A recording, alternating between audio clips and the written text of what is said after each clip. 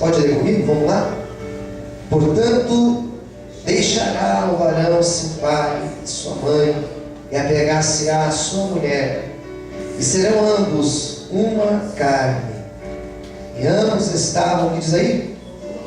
Ambos estavam, o homem e sua mulher, e não se envergonhavam. Vocês não leram comigo, vocês leram bem baixinho. Vamos ler de novo, versículo 24 e 25, para nós decorarmos, tá bom? Gênesis 2, 24. Vamos lá? Portanto, deixará o varão seu pai e sua mãe, e apegar-se-á à sua mulher, e serão ambos uma carne. E ambos estavam, o homem e a sua mulher, e não se envergonhavam. Todos digam amém? Vamos orar mais uma vez? Senhor Deus, fala conosco, Senhor, através da palavra que será ministrada nesta noite. Fala aos nossos corações, ministra, Senhor, as nossas vidas. Fala conosco, em nome de Jesus. Todos digam amém? Amém. Pode aplaudir o Senhor bem forte.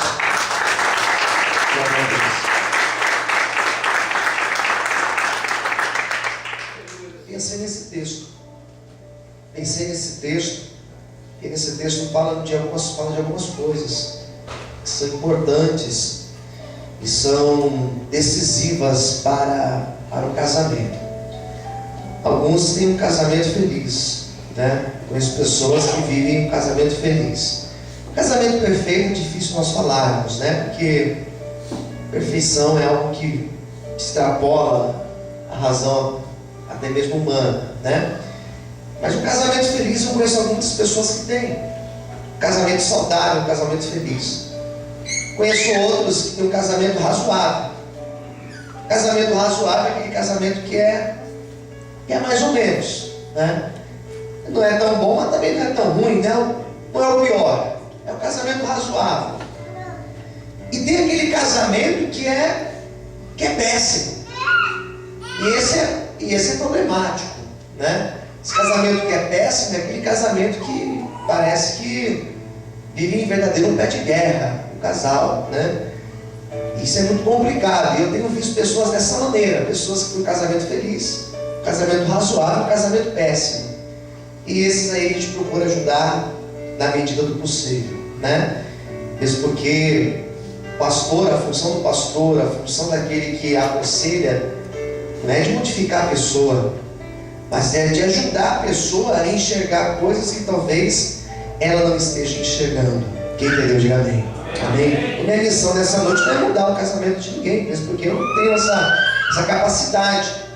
Mas a minha tentativa hoje é mostrar algo para vocês que talvez vocês não estejam enxergando, para que vocês possam ter um casamento, quem sabe, sair do péssimo para razoável e feliz. Quem espera isso também, diga amém. Amém? E o que é importante nós lembrarmos aqui desse texto? Esse texto está bem no começo da Bíblia. E Gênesis é um livro que fala do princípio, fala do começo de todas as coisas. Nessa altura aqui já tinha acontecido a criação. Nessa altura aqui as coisas já tinham sido criadas. O homem já tinha sido criado, já tinha sido feito pelas mãos de Deus. A mulher já tinha sido feita. E agora o Senhor, Ele traz o casal, Ele traz Adão e Eva, e Ele institui a primeira família. Aqui começa a primeira família, Adão e Eva. E dizem que Adão era feliz porque ele não tinha sogra, né? Não sei se isso é verdade. E Eva também, ela não tinha sogra, né? Isso é uma brincadeira, misericórdia. Espero que você se dê bem com a tua sogra, né? Então o texto vai dizer que aqui começa a primeira família. E aqui diz que ambos, os dois, se tornaram uma só carne. Então, quando nós casamos, nós nos tornamos uma só carne com a pessoa que nós casamos. Quem entendeu, diga amém. Amém? Então, eu poderia ficar somente nessa parte aqui, e nós teríamos uma bela de uma reflexão, porque Quando eu começo a pensar que eu sou uma só carne com a minha esposa, quando eu começo a pensar que eu sou uma só carne com ela, que Deus constituiu o nosso casamento, que ela é uma só carne comigo, quando eu começo a pensar dessa forma, eu começo a pensar na dimensão e na profundidade que isso representa. E eu posso usar como paralelo o texto lá em 1 Coríntios, no capítulo 13, que fala sobre o amor. E vai dizer que a manifestação do amor é perfeita ali, como Paulo diz lá em Coríntios, dizendo que a pessoa que ama, ela sofre, ela suporta, ela crê, ela espera, e nós teremos várias outras características que nós poderíamos ficar falando aqui nessa noite. Mas pensando no primeiro momento, se eu sou uma só carne com a pessoa, eu vou entender que todo prejuízo que eu causar para essa pessoa, eu estou de certa forma causando para mim. Vou pensar que todos os benefícios que eu posso proporcionar para essa pessoa, eu também serei beneficiado por tudo isso. E por aí vai. Quando eu entendo que eu sou uma só carne com essa pessoa, eu vou entender que eu preciso cuidar, eu preciso amar, eu preciso preservar, eu preciso ser fiel, eu preciso fazer tudo aquilo que a Bíblia ensina, tudo aquilo que a Bíblia apresenta como uma regra moral e ética para o casamento, eu vou fazer dessa pessoa, porque ela é uma só carne comigo. Eu vou amar essa pessoa como eu me amo. Só que infelizmente nós estamos vivendo numa época onde os valores eles estão cada vez mais invertidos, onde as pessoas estão cada vez mais egoístas, onde as pessoas só pensam no seu benefício, só pensam no seu bem-estar, só pensam no seu lazer, só pensam nas suas coisas e se esquecem que nós somos uma só carne com a pessoa que Deus colocou ao nosso lado. Ela cheia de defeitos e imperfeições, como também nós somos. O Senhor nos pôs ao lado dessa pessoa para nós sermos uma só carne. Quem entendeu, diga amém. Amém? Então é a primeira ideia, é uma só carne. E aqui vai dizer também que o homem deixará o seu pai e a sua mãe, e a mulher também, da mesma forma, eles vão se tornar uma só carne. Eu tenho acompanhado alguns casais e eu percebo que isso aqui também não é tão simples não. Não é tão simples. Essa questão de deixar a casa, deixar o pai, deixar a mãe. Tem muitos casais que têm dificuldade com isso. Tem muitos filhos que não conseguem se desprender dos vínculos com seus pais, para constituir a sua família, para assumir a responsabilidade da sua família, para ser o chefe da sua família, o sacerdote da tua casa. E tem mulheres também que não conseguem se desprender dos laços maternos e paternos e não conseguem exercer o seu real papel de mulher, de esposa, de alguém que tem uma família agora, de alguém que é responsável por uma família. E isso vai trazer sérios problemas para o casamento. Quando um casal não entende que ele precisa cortar o vínculo, que ele precisa ir, quando eu estou dizendo isso, não estou dizendo que você não pode frequentar a casa do pai ou a casa da sogra, não é isso. Eu estou dizendo que aquele vínculo que você tem, ele vai ser necessariamente diferente. Quem entendeu, diga amém. Que agora você tem a tua casa, que agora a tua prioridade é a casa, é a família que o Senhor te deu. E tem muitos casais que têm uma séria dificuldade com isso. E são pessoas que não conseguem ter esse equilíbrio de entender que agora tem uma família, que agora tem uma casa e que agora ele tem que cumprir os seus compromissos, honrar suas coisas, a sua casa. Amém? Então esse é um ponto importante, é um outro ponto importante. Mas onde eu gostaria de chegar realmente é no versículo 25. Porque o versículo 25 vai dizer que ambos estavam nus. E eles não tinham vergonha alguma. Então, no primeiro casal, então, na primeira família, na primeira construção familiar que existiu na terra, eles viviam nus. E eles não tinham do que se envergonhar. E pensando nessa ideia, eu começo a entender que nós precisamos caminhar por esse caminho aqui. Nós precisamos estar nus e sem ter do que se envergonhar perante a outra pessoa. Quem entendeu, diga amém. Diga para quem está ao seu lado: nós precisamos ficar mais nus.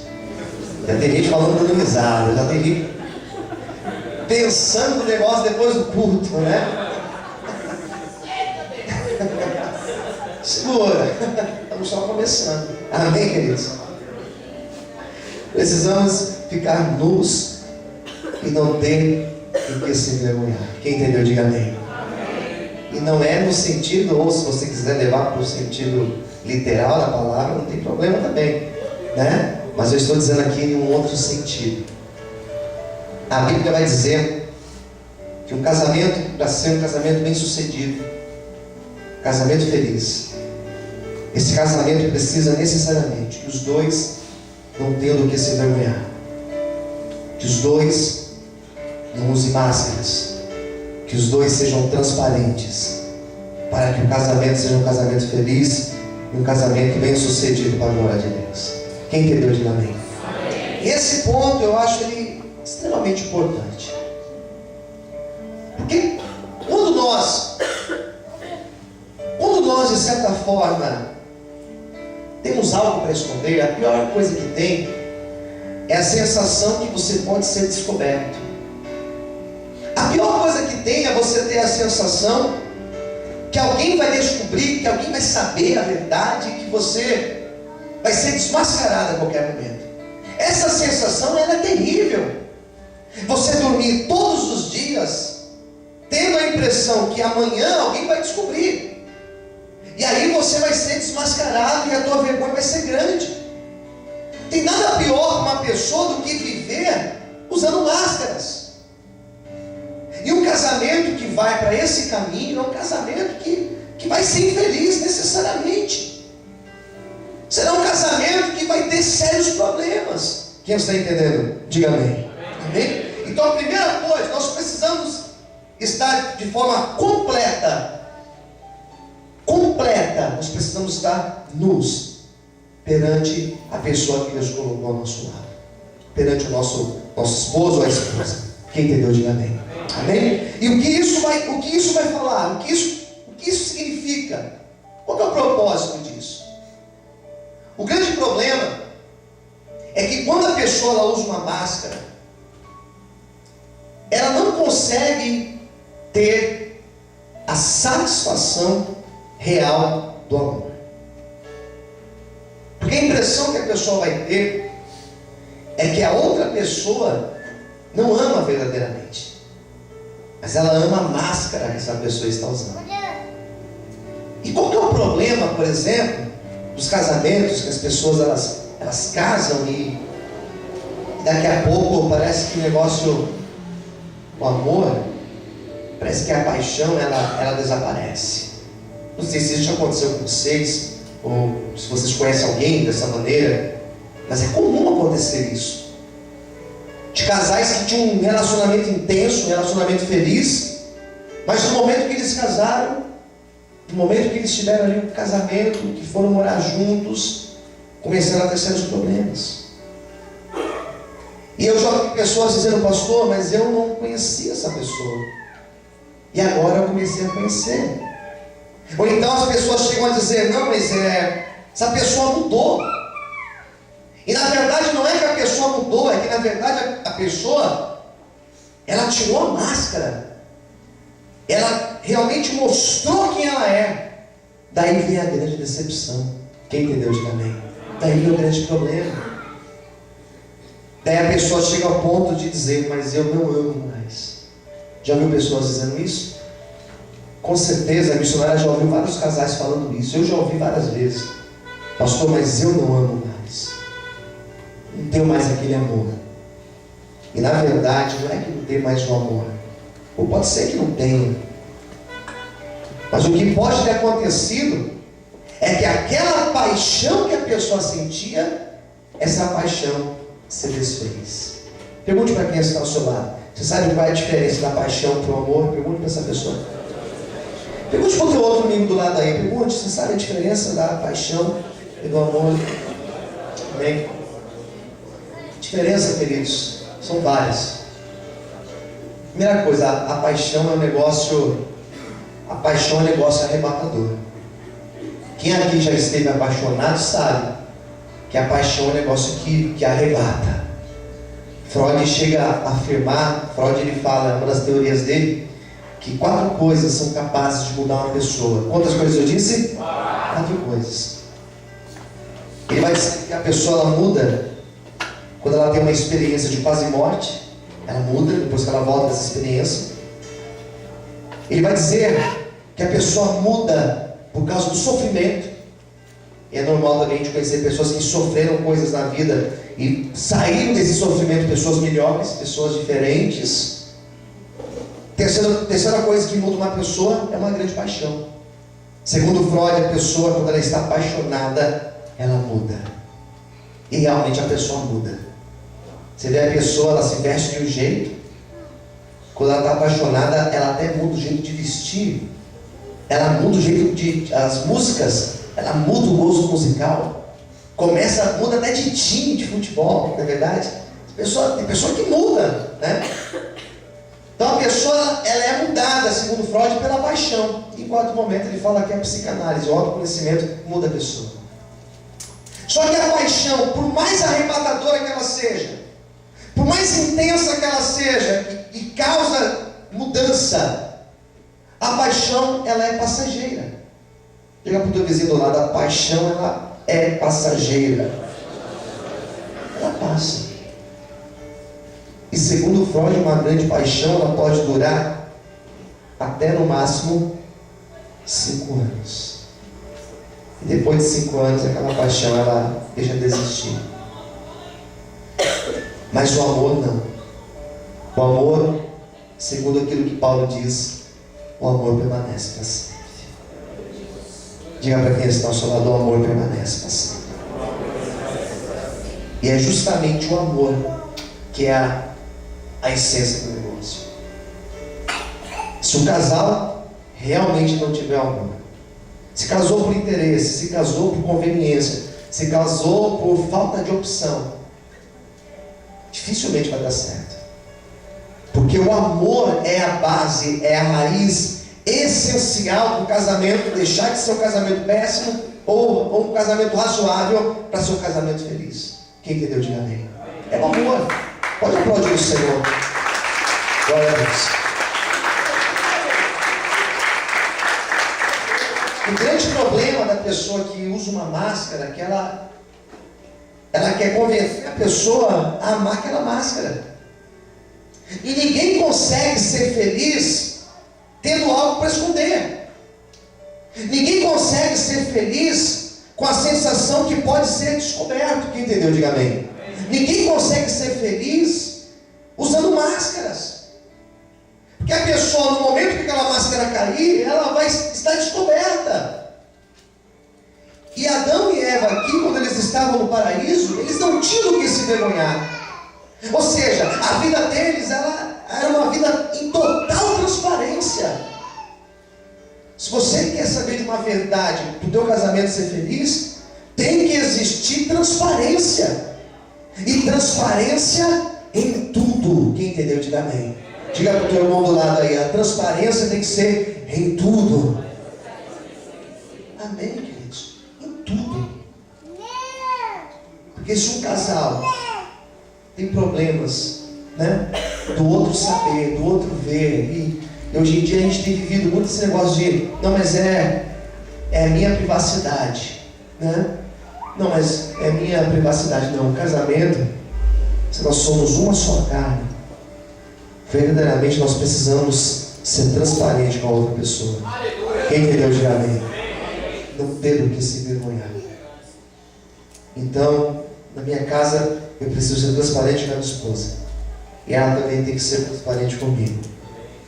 Eu tenho que ser tranquilo, eu tenho que ter a tranquilidade de deixar meu telefone lá em cima. Eu estou tranquilo. De deixar o meu computador lá ligado. Eu estou tranquilo com isso. De poder levar a minha esposa lá onde eu trabalho. De poder levar a minha esposa lá onde eu frequento. De um dia a minha esposa ir lá na faculdade onde eu estudo e ela andar comigo lá e eu não ter medo de alguém chegar e falar: ô, vem aqui, a fulana está te perguntando de você. Não. Eu tenho que ter essa tranquilidade. Porque se na rua eu sou uma coisa e na minha casa eu sou outra coisa, meu casamento é problemático, teu casamento não vai longe. Amém? Então se até hoje você tem usado máscaras, se na rua você é uma coisa, em casa você é outra coisa, que em nome de Jesus nós possamos tirar essas máscaras hoje e possamos ser uma pessoa só, para a honra e glória do nome do Senhor. Amém? Você pode aplaudir Jesus nessa noite? Glória a Deus. Amém? E é isso que nós precisamos buscar. Essa transparência. Essa tranquilidade. Quem está entendendo, diga amém. Essa tranquilidade de eu ser transparente com a minha esposa e de ela não ter o que olhar para mim e ter vergonha e vice-versa. O que mais diz aqui o texto? Ambos estavam nus, homem e a sua mulher, e não se envergonhavam. E talvez hoje você fale assim, pastor, mas eu não consigo me enquadrar nessa palavra. Tem coisas na minha vida que preciso que Deus venha curar. Tem coisas no meu casamento que precisam ser talvez esclarecidas. Coisas na minha vida que eu preciso resolver. Tem situações, por onde eu começo? Comece sendo sincero. Comece sendo sincero. Porque eu percebo que os casais, os problemas dos casais dentro da igreja, os que eu acompanho, não são problemas espirituais. Não são problemas que são de ordem espiritual. Não.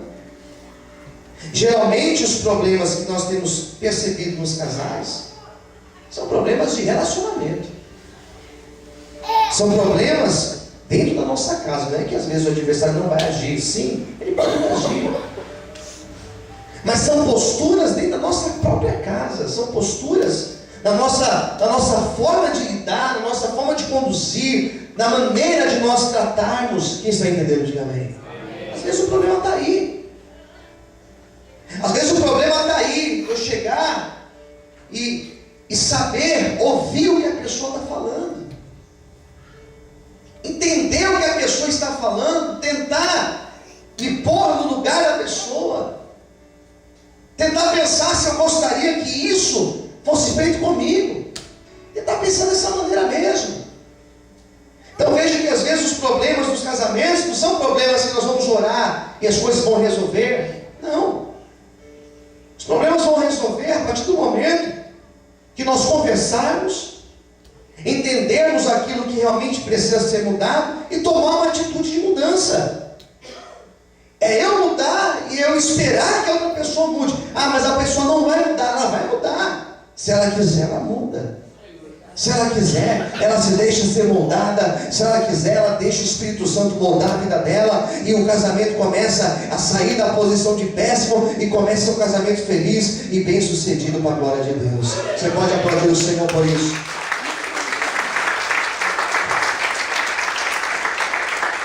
É por isso que nessa noite é ideal nós perguntarmos a nós mesmos: o que precisa ser perdoado? O que precisa ser liberado? E uma das formas que vai trazer cura para o nosso casamento é nós perdoarmos, é nós liberarmos o perdão, é tirarmos as máscaras, o fingimento e ser transparente. E no momento que a gente começa a ser transparente, no momento que a gente perdoa, nós começamos a liberar o nosso casamento para ser um casamento feliz e um casamento bem sucedido. Quem está entendendo, diga amém. Preste atenção aqui. Então, a partir do momento que nós liberamos, a partir do momento que nós perdoamos, a partir do momento, e às vezes a pessoa fala: pastor, mas como é difícil perdoar? Porque as pessoas pensam que perdoar é arrancar o negócio e esquecer, e nunca mais lembrar. Mas não é isso. Esse dia eu estava até explicando aqui na aula que perdoar é você tirar isso do teu coração. E ainda que você lembre da situação, ainda que você lembre daquilo que aconteceu, isso não vai trazer efeito na tua vida, porque você já superou isso para a glória de Deus. Amém? Se você consegue esquecer, ótimo. Se você consegue esquecer e não lembrar mais, isso é ótimo. Mas se você lembra às vezes, saiba que isso não pode trazer efeito no teu coração, não pode trazer prejuízo para a tua vida, mas ao contrário. Você pode até lembrar, mas eu vou lembrar disso, e isso não vai ter mais efeito na minha vida, porque meu casamento está liberto e abençoado. Então eu percebo que o casamento ele começa a ser feliz quando os dois se posicionam, quando os dois resolvem tomar uma postura e resolvem realmente se unir no propósito de buscar a Deus e de estarem completamente nu, um perante o outro, sem ter o que se envergonhar e sem ter o que esconder. Tem nada melhor do que você ter a sua consciência tranquila. Tem nada melhor do que você saber que você não tem nada para esconder, que você está em paz. Tem nada melhor para um casamento. Você pode aplaudir o Senhor nessa noite? Glória a Deus. E eu chego a concluir que só assim nós conseguimos ter um casamento feliz. Amém? Eu quero orar por vocês essa noite. Eu peço que você fique em pé agora. E você vai segurar na mão da tua esposa nesse momento, do teu esposo. E você vai